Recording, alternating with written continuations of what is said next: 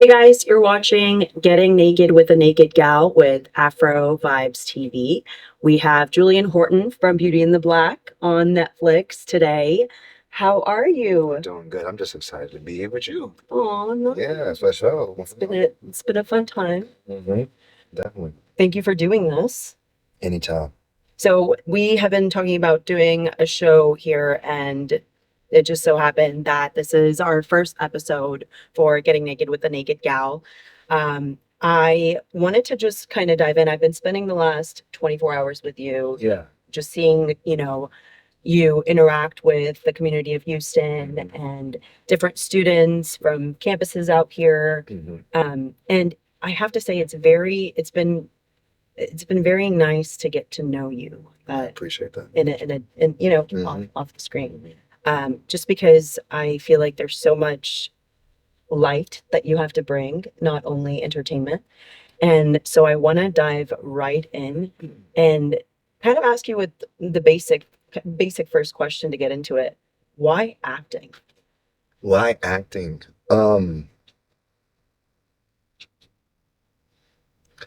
Acting is to me, I think is the best craft in the world, the best job in the world. I think that, when I was younger, there was three things that I wanted to do. Mm-hmm.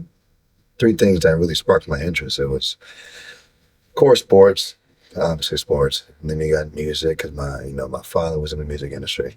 So I love doing that. But then also acting just because I always had a respect and just a reverence for the craft of Hollywood. Mm-hmm. Just the way they treated stars, just the way celebrities in Hollywood were just, I don't know, like when I see Marlon Brando and I see the old Hollywood and one of the golden age of Hollywood, it always just like sparked my interest because you really had to be talented to do the work. Mm-hmm. You really had to really love the work and really be sure of yourself and confident of yourself to be able to connect with people that are watching you and make them feel something. Mm-hmm. And I've always wanted to, make people feel things. And I think the best craft to do that in is in entertainment, whether it be music, sports, and acting. So acting was always on the table because just I like playing around. I think I have a lot of energy. I think I have a lot of charisma. I think that my personality, with a personality like mine and with the people that I have around me, it's like, where do I go? I don't want to go to any other job unless it's a job that I can really flourish in. And acting was great for my personality. It fit who I was. And yeah, it was the next choice after football had ended. So that's how I really got into it. This desire to make people feel things, Yeah. I'm learning, is not something that a lot of people feel. And Yeah. so where do you feel like that comes from? Like, why do you want to make people feel things? And why is it important to make people feel things? Because I feel like this world is tough. I feel like I think the 2 hours when you watch a movie or even the 10 hours you watch a TV show, I think it's a chance to escape. Mm-hmm. It's a chance to go to a different reality. It's a chance to maybe look at things differently. Mm-hmm. Even countering the point of being an actor, just being a human being, I've always wanted people just to feel love. I want people to feel seen. This show has taken me to a place where I can get a lot of recognition. A lot of reception has been good for the show, but the main thing I want to do is make people feel seen because God sees me every day. Mm-hmm. And yeah, I just want I want people to feel things because at the end of the day, I think we're just humans having this, spiritual experience. I think we're all full of emotions, a spectrum of emotions, and I love every bit of emotion. So I love it from love, from the anxiety you have to get over, from fear you have to get over. I think that seeing characters in certain movies or certain shows go through certain things that are maybe relatable to certain situations that people go through, I think that can inspire people to do certain things and build change and create a certain drive or power within themselves in their situation. Yeah. Yeah. I think this perspective you have is honestly a gift, because not many people have the natural ability to think this way. Mm-hmm. And your affinity and love for God is also something that I recognized Yeah. in these last 24 hours with Mm-hmm. you, that you do give a lot of credit and, Yeah. and talk a lot about Mm-hmm. God. Mm-hmm. And so I just want to know, when was the first time you recognized that this was, your love for God? When was the first time you discovered it? And when was the first time you kind of discovered this superpower Yeah. of vulnerability that you share? Well, it was really because, I mean, I went to church a couple times when I was younger, 3 years old, 4 years old. I had a couple times in church. I knew there was this higher power, and God was a name that I heard that my parents said and stuff, that He was the creator of the world and things of that nature. But it really was one story that really changed everything, and it was my dad, who was an asshole. It was crazy. But at 5 years old, I was in Montessori school, and I tell this story because it's really the story that changed a lot of things. These two kids, these two white boys, we were all in a circle. I remember this very, very vividly. They were playing Star Wars. They were playing Star Wars, and Star Wars had the lightsabers and everything that. So I'm in the middle, in between both of them, and one of them went too far with their damn lightsaber, their imaginary lightsaber, and messed around. Can you cuss in the show or not? Cussing? Yeah, whatever. Messed around and hit me in the mouth accidentally. I'm 5 years old. So obviously you got loose teeth. Oh no. Tooth popped out. It popped out, right?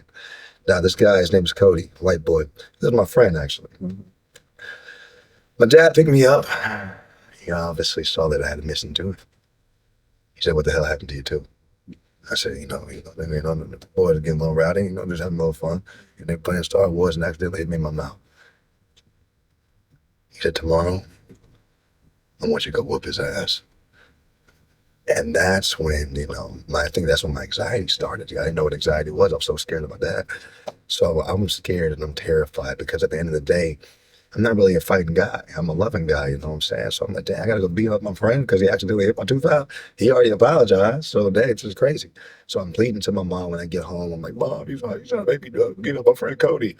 My mom really couldn't do anything of that nature because, my dad was like the real Roy. He wasn't that. Never mind. I ain't going to go too far on that. But at the same time, he was kind of crazy. He's outlandish. He's unhinged. So really, and I really do think, and as I'm talking about this story, I really do think that's where some of my anxiety began. Because like the whole night I'm thinking about, like, damn, how am I going to do this? I'm asking my father, I said, "How do you want me to set this up? How do I even talk to this guy? I'm 5 years old. How do I just beat him up in front of the whole class? I'm just 5-year-old children." Yeah. So the next day happens, and I wake up and I remember, I'm like, "Oh yeah, I got to beat this kid up." My dad, I got two other brothers. My dad wakes him up and says, "Y'all coming to see Julian do it. Needs to be done." So they go to the school. I remember we stopped at the gas station right before we got to Montessori school. And I remember I literally told my dad, I'm in the back seat, I said, "Dad, I don't think I can do it. I don't think I can do it." He said some vulgar words. Like I said, I'm not refraining from using those words. But he's like, "You better do it. You better. You ain't got no fucking choice." So, long story short, I finally go in there and I see Cody. He's playing with blocks, chilling. I said, "Yeah." I said, "Cody, can I talk to you for a second?" He's like, "Yo, what's up, Julian? Man, I'm really sorry about that too, bro." I said, "No, Joy, I really got to talk to you for real." He said, "Why you acting so weird, bro? Like you acting a little strange." He's like, I'm like, "Bro, can you just come talk to me behind the water fountain real quick?" I'm trying to get him to the water fountain. He won't come because he's like, "I don't trust him, man. You acting real kind of." He's acting like a detective, like he's 5. It's kind of crazy, but he's like, "No, man, I'm good right here, man. I'm building my blocks, man. I'm chilling, man. What we talk? We got to talk about the water fountain." So I'm taking my time. I really can't get him to come with me. Out of nowhere, boom! My dad comes in. Oh no. "You still ain't did that yet? You still ain't do it?" All the kids are screaming. They're screaming. They're going nuts. The teacher's frantic. She doesn't know what's going on. She doesn't even know this guy's my dad. He thinks it's a random black dude who just popped in the damn classroom with 5-year-olds. She's going crazy. Sir, you really need to leave. You still ain't doing it yet. You still ain't doing it. I'm like, Dad, it's frantic. Crazy. They call the cops.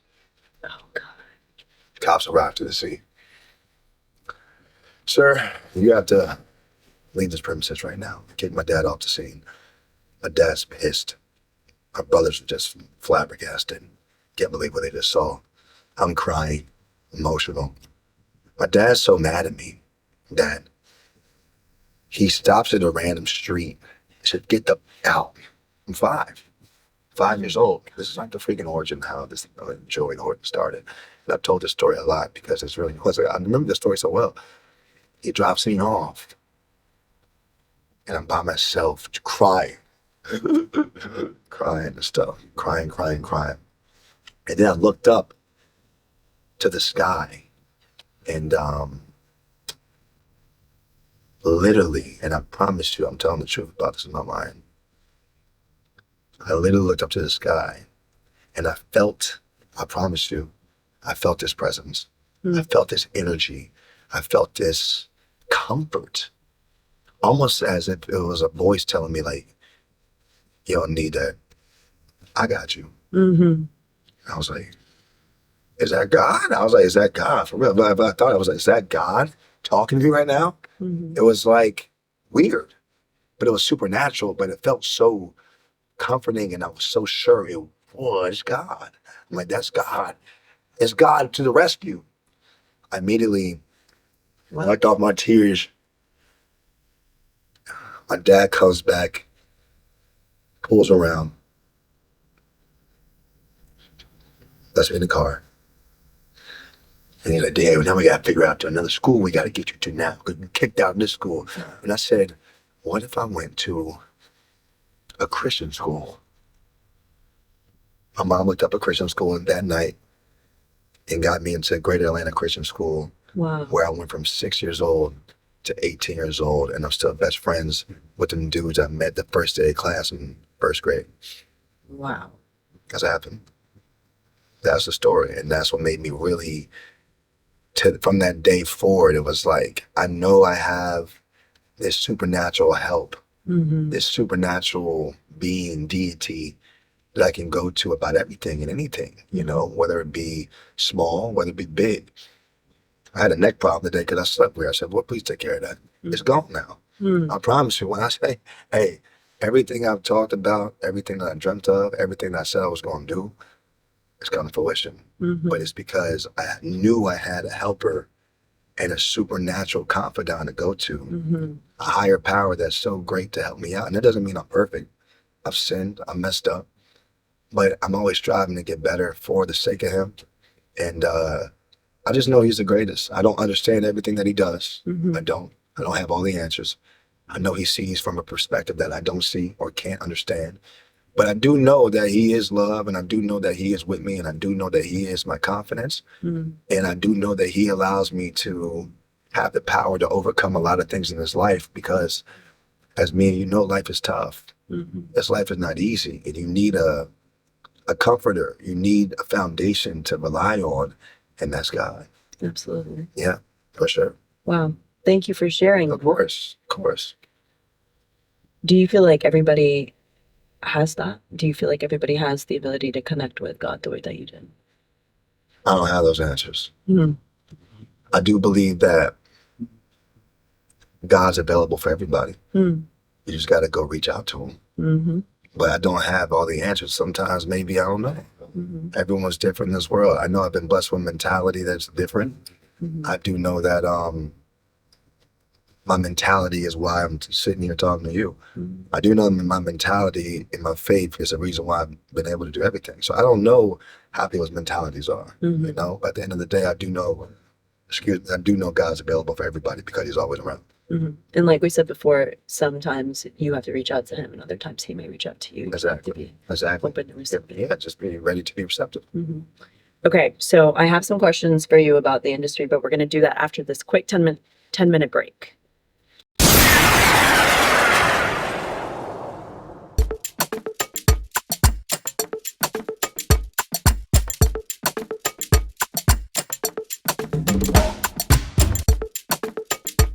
We are back to Getting Naked with a Naked Gal with Afrovibes TV.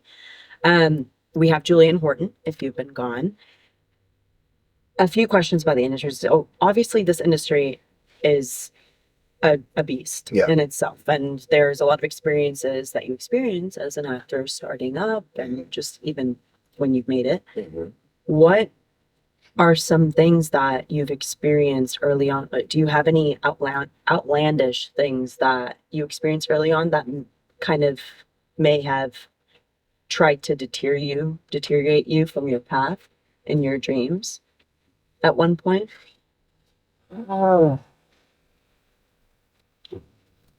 You know, to be honest with you, I started off hot. Hmm. I started off hot, to be honest. I had this notion in my brain that, like, I'm booking anything that I audition for, you know? And I did. I started off hot. I think I did, like, the first... Because, you know, this was an in-person audition, so this is a different time in the industry when self-tapes wasn't so prevalent. But I think I booked the first, like... These are, like, short films, and these are student films.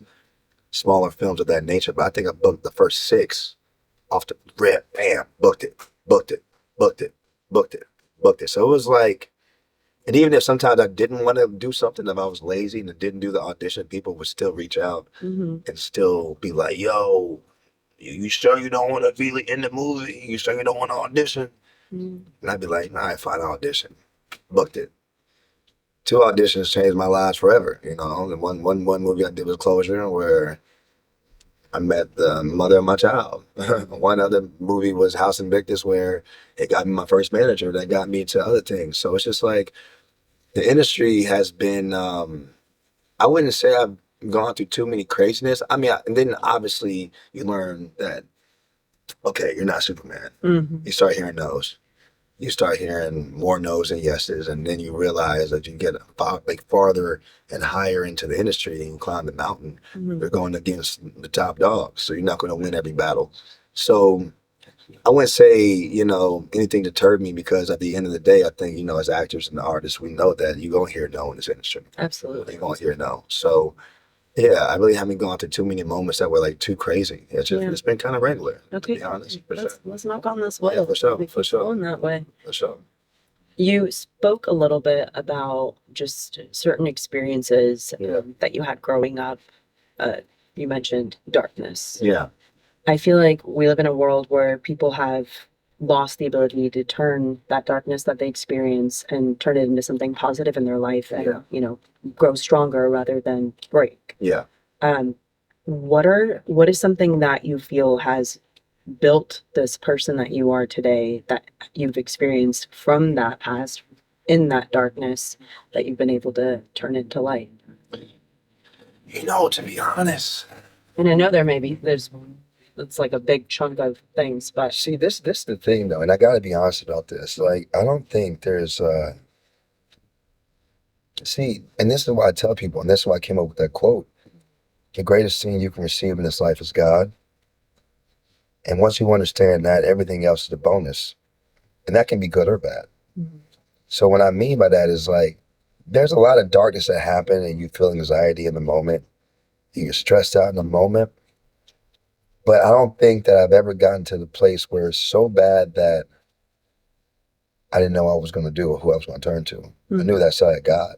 That's the thing about God that I love the most. Like, that's why I love him so much, and that's why I talk about him so much, because, like, you can really lose everything in this world, and you can have everything go against you, and you can have things not go your way, but at the end of the day, God's still going to be there. That's for certain. That is for damn certain. So knowing that, yeah, I've been through situations that was tough. I've been to jail. I've been through embarrassment. I've been through bad relationships, and you don't know what you're going to do. I've been homeless. I've been in times where I had no idea what I was going to do. But I'm going to tell you right now, there was not one moment where I said, I ain't going to make it. I still know I was going to make it. You can take everything from me. I'm still going to make it. Because it's just in me. So I've always had that attitude, and that's why I do believe that I'm here right now because of that. Because I never got to a point where, like, oh, it's over for me, I'm done. No, and we're going to just, have to make it shake. It's going to be some time. I have some more patience.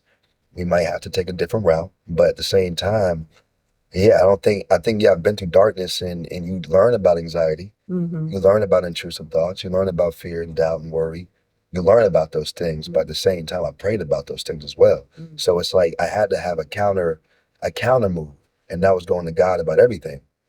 Not going to drugs, not going to this or that or how Roy does. I did the opposite. I went to prayer. Mm-hmm. I went to meditation. I went to vitamins. I went to working out. I went to walking. Mm-hmm. Because at the end of the day, I like feeling good. Mm-hmm. My friends know, my family knows, my support team knows that I like to feel good. I like to have a great homeostasis balance. Mm-hmm. So if I do feel anxiety, I need to go pray right now. Yeah. If I do feel crazy, let me go take some ashwagandha right now to help me get this stress off of me. So it's like I've had dark moments, but in those moments, I've always had the same thought.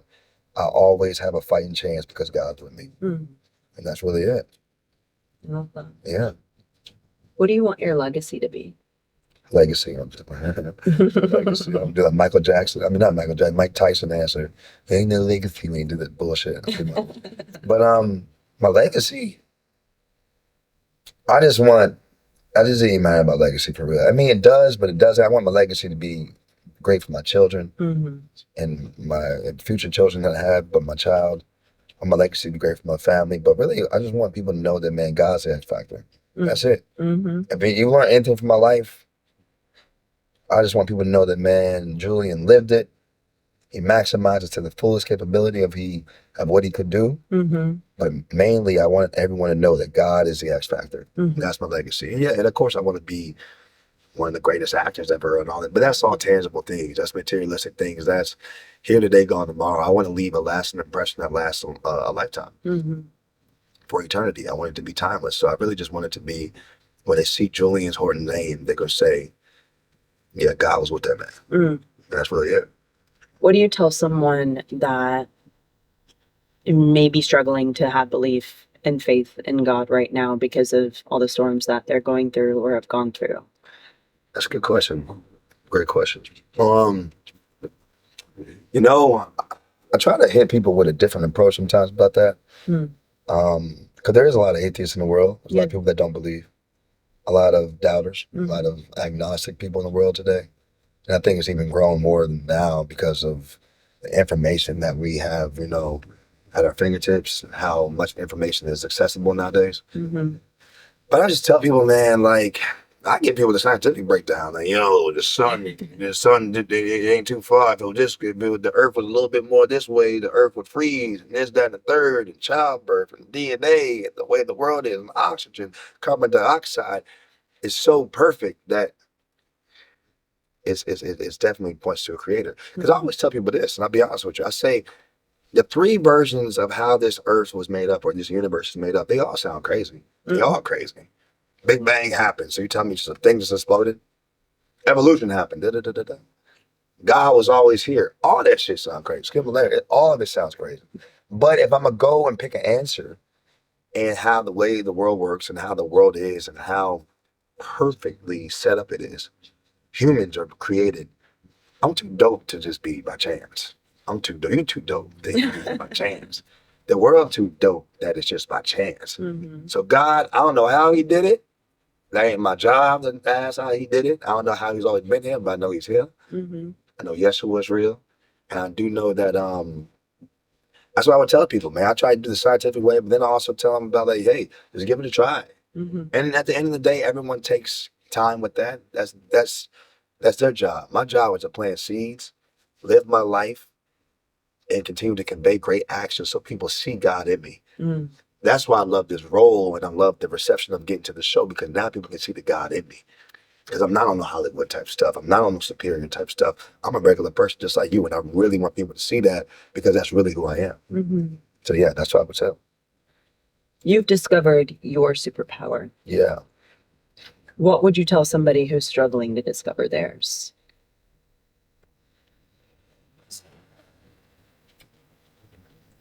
I would just tell them to really be confident and be themselves, to pray, and to keep just living. Mm-hmm. Sometimes your superpower won't get accessible to you until later. Mm-hmm. we got a lot of life to live by the grace of God. And at the end of the day, it's like sometimes you won't know your superpower until you live. So I always say just keep living, because the way that God set the universe and stuff, you might allow you to meet your superpower at 37, 38. So you just got to keep living, keep believing, and never give up. That's what I would tell. I know it sounds cliche, but that's the truth. Like I said when I was at TSU yesterday, someone can look at my position right now, look at me, and be like, yeah, he lucky, man. He got this position, man. He on this show. I'm 33 years old. It took me a long time to get here. There's no secret formula to success. There's none. You can say, work hard, study, do this, do that. Does not guarantee that you're going to get anything in this life. It's really not. Mm-hmm. But what I do know is that you won't get it, and you won't find your purpose, and you won't find your superpower, and you won't find the life that you want to live if you do give up, if you don't try. The thing about me, I'm a trier. I could have easily played football and because a lot of my teammates, kudos to them, I love them to death, but like I could have done the football thing and went to coaching and got a job and done it. But it's like, I'm going to do what I want to do and try what I want to try and what I want to do for my life. And I was acting. So it's like, I'm going to try that. Because I easily could have been like, you know what, man, I'm going to be comfortable. Because acting is a hard-ass industry to break into. Yeah. Especially when you go from football to acting. I didn't go to Juilliard. I wasn't a childhood Disney star. I wasn't a guy who went to NYU and studied on theater and Broadway. No, I didn't do that. I'm a dude just who played football and said, you know, I'm going to try acting now. So it took balls and courage and confidence to do that. So at the end of the day, it's like, I tried. A lot of people don't try. They give up at the first time. That's why I love my team. Shout out Jerry Mitchell, my manager. We doing this thing together right now. It's like, he tries. What I mean by that, he don't just give up on the first try.